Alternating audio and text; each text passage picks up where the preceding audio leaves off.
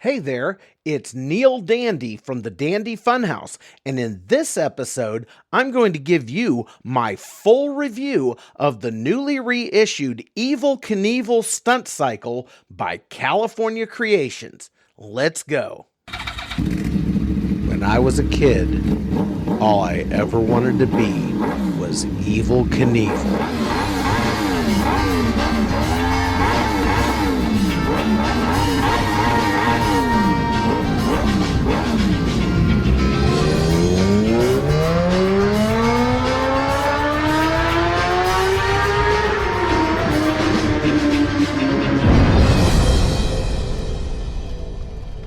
When I was a kid, all I ever wanted to be was Evel Knievel.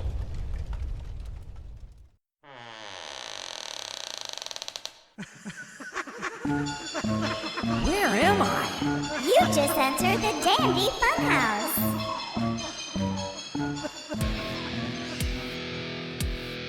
Hello and welcome to the Dandy Funhouse, the home of your favorite frivolities. Neil Dandy here, and today I want to tell you about a real-life superhero that performed superhuman feats in the 70s. Today, it's almost unimaginable that many people don't even know who he was. But back when I was a kid, Evel Knievel was everywhere. He was a motorcycle daredevil who performed such amazing stunts as jumping over the fountains at Caesar's Palace in Vegas, jumping like a gajillion school buses, and things like that. And as spectacular as his stunts were, even more spectacular were his crashes. This guy broke almost every bone in his body and not only lived to tell about it, but kept coming back for more with bigger and more amazing stunts, most notoriously shooting himself in a rocket over a canyon, which, by the way, failed miserably, and he crashed down into the canyon, and, well, he lived. Go figure. Okay, what does all this have to do with what we talk about here, which is amusements, toys, games, and frivolities? I'm glad you asked.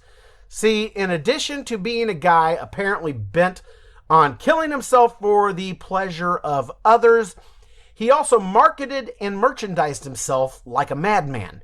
In the 70s, Evel Knievel toys, they were everywhere. Kids played with Knievel cars that would fly apart when you crashed them, little toy ones. Evel Knievel rockets, you could pretend to crash into canyons.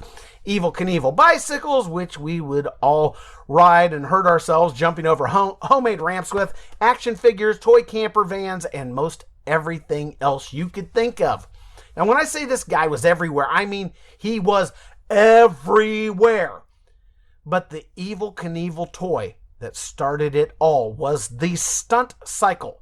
This wasn't just some little toy motorcycle you pushed around on the floor with your hand while making sounds. No. This thing, you put the action figure on top of the bike, then you put the whole thing into this contraption called an energizer, which you cranked a gear wheel by hand as fast as you could. And when you stopped cranking, buzz, the bike with Evel on top would take off like a bat out of Hades to terrorize your dog, your sister, jump ramps, do flips, loop-de-loops. I mean, this thing was cool, and every kid had to have one. That was every kid except me. See, my mom, she was very protective of me back then and was real worried that if I got this toy, it might inspire me to want to ride motorcycles, and, well, she actually wanted me to live long enough to give her grandchildren, go figure. So instead, I got the Evel Knievel crash car, which you're supposed to intentionally crash into walls and other toy vehicles so you can watch it fly apart and kill Evel Knievel inside of it. Well, apparently her strategy might have had some merit, because to this day, I do not ride motorcycles, but I do drive about 50,000 miles per year, doing all the silly antics that I do, and she does indeed have grandchildren. Nicely played, Mom. So, once again, what happened to all those kids who had all those toys? I'm glad you asked. There are many groups on the internet of old, fat, bald guys who spend their time collecting and showing off their Evel Knievel toy collections to the world. Now, I'm not sure who actually needs 25 different variants of a toy motorcycle or an Evel Knievel toothbrush still in its original packaging, but those guys are out there in force, barely pulling their reissued Evel Knievel hoodies over their bellies and setting the interwebs on fire. Enter the beauty of American capitalism. Seeing this passion in the marketplace for all things Knievel amongst the midlife crisis set is a company that goes by the name of California Creations, and they've acquired the permissions to lovingly manufacture a reissue of the infamous Evel Knievel Stunt Cycle, and I've got one brand new in the box right here in my hands. Now, what makes this even sweeter, and you're going to love this, this was given to me as a Christmas gift by Mom. That's right, my own sweet mother. I guess now that she's got her grandchildren, I've served my purpose. And I can go ahead and get inspired to ride motorcycles. I'm on to you, Mom. And with that, what do you say we ditch the glitz and glamour of the Dandy Funhouse Studios, head over to the kitchen table, do a proper unboxing, and then we're going to take this thing outside and you all can get a good laugh out of a guy going through menopause like me, reliving his childhood in his driveway. Ready? Let's go crack this clamshell open. Now, how is an unboxing going to work on a podcast when you can't see what I'm doing and what I'm looking at? Very good question.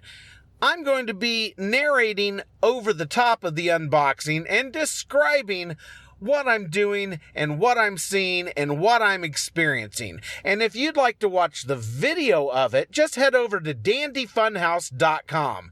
Got it? All right. So here we are at the Dandy Funhouse kitchen table, the Evel Knievel Stunt Cycle. That is something, isn't it? Right off the bat, I can tell that Evel's head looks pretty small in that helmet over there. So let's have a look and see what we got here. Here's the side. Oh, good retro imaging on the side. I'm liking that. Evel Knievel helmet, posable figure, Energizer launcher, and a motorcycle. And here's all the instructions, assembly labels, energizing the cycle, seating the figure, doing jumps. Heck yeah. And then here's various tricks it says you can do. Ooh, headstands and whatnot. Well, let's open it up. I did already pop the tape on this, as you can tell. Otherwise, you'd have to sit here and watch me picking tape off the box, and that wouldn't be any fun. So what do we got first here? This appears to be the base of the Energizer.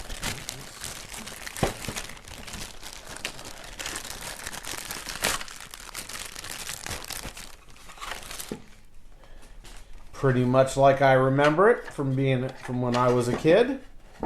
Evel Knievel Ideal. Ooh. Because that was a company that used to make it.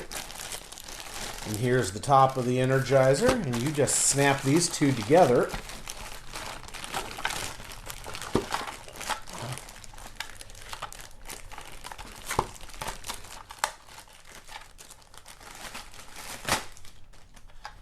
And I don't think there's much to it. Just looks like you just snap them together like so. Just go. And I am struggling to put the two halves of the Energizer together. Me a second. It's a snap together type of deal. And the Energizer is the apparatus that you put the motorcycle into, and then you crank a little handle and get it going really fast, and you build up inertia inside the motorcycle's internal gears, which then propels it forward. Well, that's a little tough. I might have to work on that for a hot minute here. Oh, there it is. All right. First part is assembled. And I will tell you, the Energizer feels pretty lightweight, very lightweight plastic. I can't really remember if the original was this lightweight. It's got great labeling, great retro. It looks just like the original from when I was a kid. I will say, the plastic's pretty light and it feels kind of cheapy plastic. I'm not going to lie to you about that. as excited as I am about this. Let's keep going here. What's in here? We got nothing else in the main box here. So we'll set that aside. And we have a white box in here with some stuff. I gotta guess everything else must be in here. Ah, the man himself, Evel Knievel. Oh, good, they put some breathing holes in here for him. Let's have a look at him. And I am unwrapping a 7-inch tall Evel Knievel action figure from its plastic wrapping. All right, well, I gotta tell you, they did the man justice. His head's kind of bobbly, kind of wobbly. That's probably a good thing because his head's gonna take a lot of knocks. If it were too stiff, it probably, probably good that it's got some give. He's got like a kung fu grip on his hands. I think he's bendable. Yes, he's bendable. Posable and bendable. That's good. I think that's going to be very, very important for Mr. Knievel here. But they really did a good job on him. Check the sideburns. His face really looks like the guy. All right. Well, Evel, let's let you have a seat right there while we unbox the rest of this. If you can, sit right there. Well, lay right there.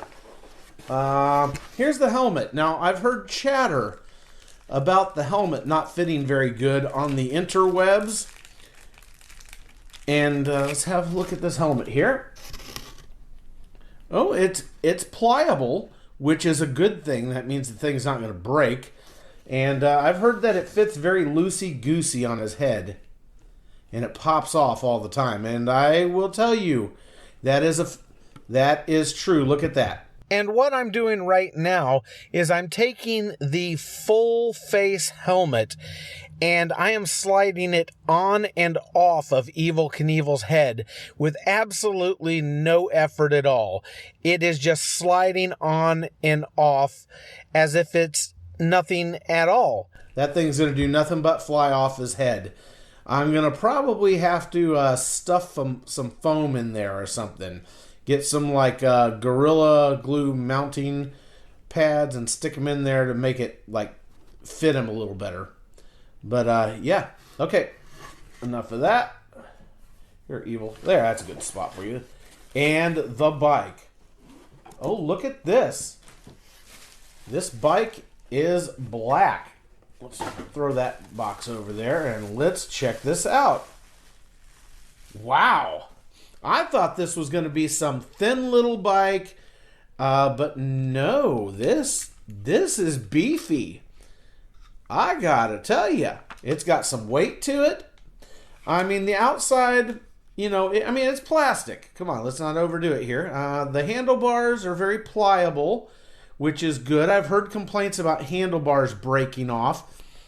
That might not be this model of bike. There's a few different models of bike, and look, the front wheel is kind of has some give to it. That's good. You see the back axle right here. I've heard that you can put drops of grease in there for it, and then oh baby, I'm a little worried that this stuff might break, but overall this thing feels pretty good. Awesome. Well, I got to tell you, there's not much more I can say right here. That's the unboxing, and well, there you have it. That's everything in the box. Oh, look, his helmet just kind of spins around on him. Yeah, I'm going to have to do something about that. That's going to require a mod. And I think I am going to do a little mod before I take this guy out into the driveway and make him do unspeakable acts. You guys ready to go crank this bike up? All the way here? I thought you were. Let's go do it. But before we go out there, let me show you how I got this helmet to fit on right. Got a little bit of foam here, a little bit of tape here. This is actually gaffer's tape, so it's a cloth-based tape, not plastic. And just cut little strips out of it and put them in there and then taped up. So what I've done here is I've cut some small pieces of spongy foam and I've placed them inside the helmet, then taken some black gaffer's tape, which is fabric-based, and gone over the top of the foam and stuck it down inside the helmet with that. Should you have to do this? No. Do you have to do this? Yes. California Creations, I hope you're hearing me, and everybody else who has this toy, make this helmet fit. But now it does, and he is ready to rock.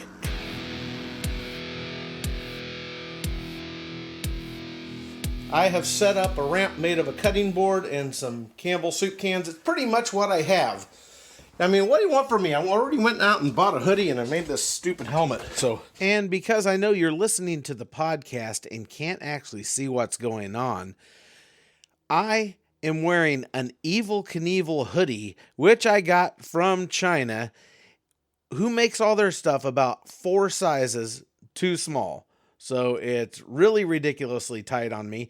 And I also got a bicycle helmet, a foam bicycle helmet from Five Below store. And I used some blue and red and white tape and sort of made it with the bling colors of Evel Knievel with stars all over it. And it looks really silly. And you should go to the website and see it and have a good laugh. Got Evel ready to go here. My phone mount. Attach that here. Watch out, Emma Lou. That's the dandy dog. Emma, you really don't want to be... of course. And what you're going to hear now is me cranking up the Energizer with the bike and trying to make it jump over this cutting board I've got fashioned into a ramp by leaning it up against some Campbell chicken noodle soup cans. And my dog, Emma Lou, the dandy dog, has come over and licked the cutting board. I guess there was something on it, and she made the whole thing fall down. It was like, you hear me go, oh, of course. And then I set it back up, and then I try several times inside the house to make it jump this cutting board, and I'm just failing on every level, and I keep trying it a few times, and you'll hear the fail sound, and then I do eventually have some success, and I at least get it to jump over the kitchen cutting board ramp.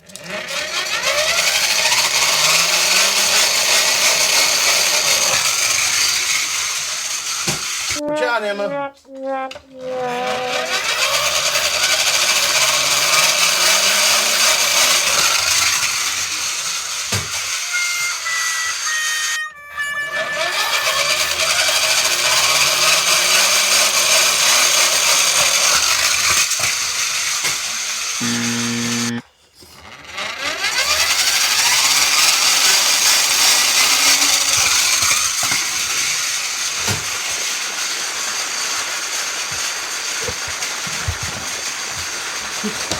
At least I got it to go over a ramp.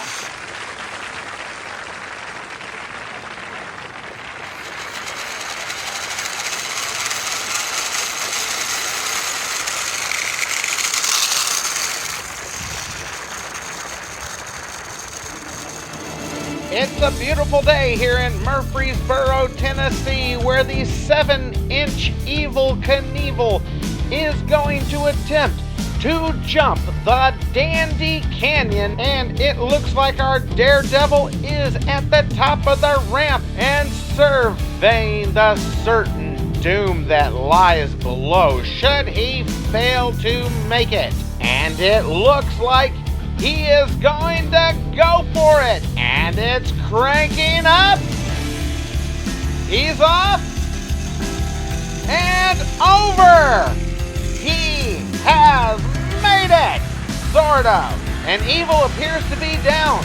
Medics are on their way, and he is being hand lifted.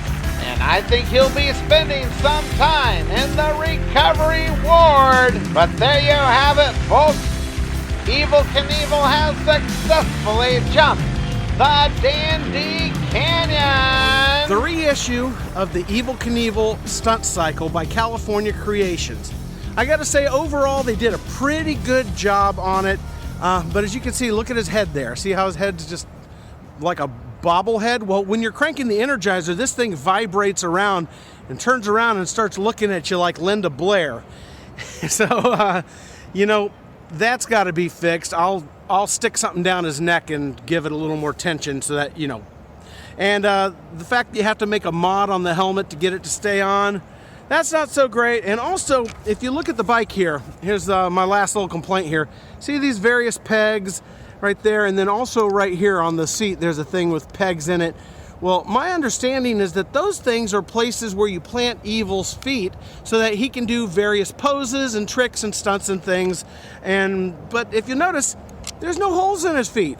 Not on the inside, nowhere. So if you want those, you got to drill them yourself. I think that was an oversight. I think they're supposed to be there, but somebody somewhere decided to cut a corner. And I'm going to have to stop and interject myself here.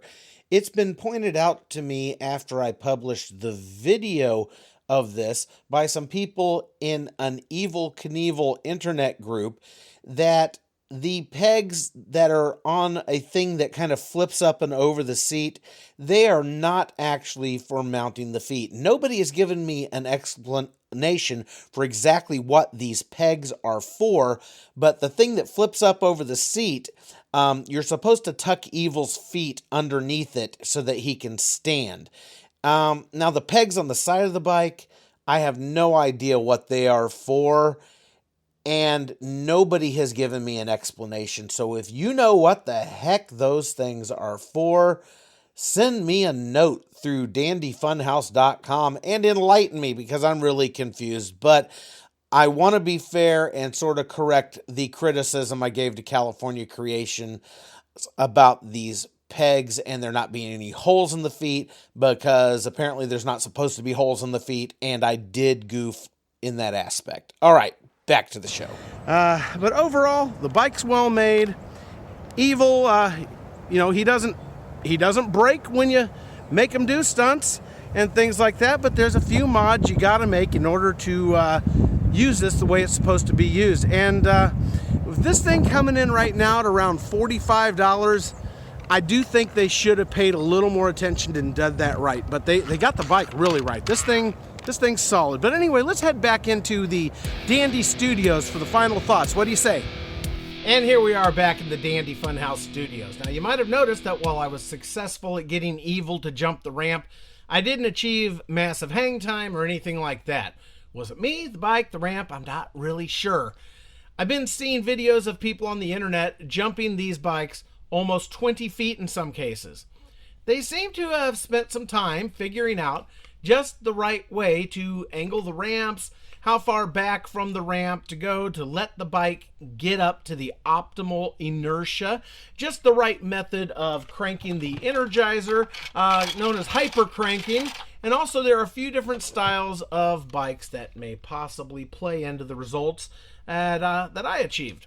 So without further ado, I think it's time to rank this Evel Knievel Stunt Cycle on a scale of 1 to 10 dandies.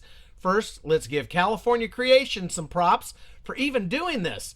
Many people today don't even know who Evel Knievel was, so I've got to imagine this was a bit of a risky proposition to even invest in at all. So I'm going to award a few points there. A few more for the quality of the bike and the durability of both the bike and the action figure that actually looks like the real Evel Knievel. Come on now. A few more for the awesome packaging. Now, I've got to subtract some, however, for the wobbly bobbly head, the ill-fitting helmet, and the lack of mounting holes in the feet, making various posing pins on the bike of absolutely no use. I could also not get the action figure to sit all the way down on the bike to save my life. Maybe after he gets broken in a little more and bent up and stuff. Also, the Energizer is very lightweight plastic, and the entire time I felt like I was going to break this thing, both while I was assembling it and while I was using it. But it did, in fact, hold up. Now, I want them to make a good profit on this, and they should. But at the price point of $45, which is what it was at the time I received it, I don't expect the world, but a little more attention to the way things work and fit together, I don't think is too much to ask.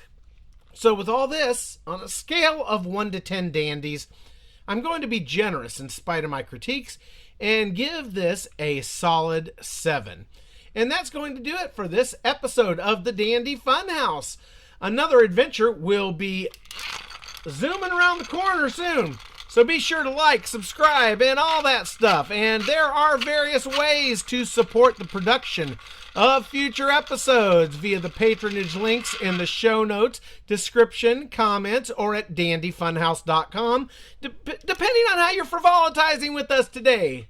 So long, and remember, in every day and every way, keep everything fun and dandy.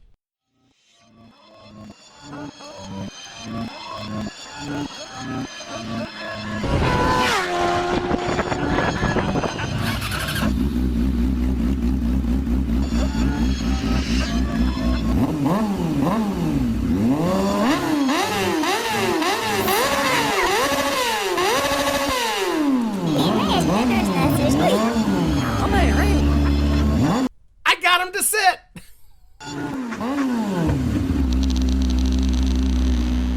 If you've enjoyed this episode of the Dandy Funhouse and wish to support future productions, look for the Funhouse supporter links in the description, comments, or show notes to contribute via your favorite method, or just visit dandyfunhouse.com. Supporters gain access to exclusive bonus material for the episode they are contributing to, and Funhouse Super supporters get special prizes. Thank you for being a part of the Dandy Funhouse, where everything is always Fun and dandy.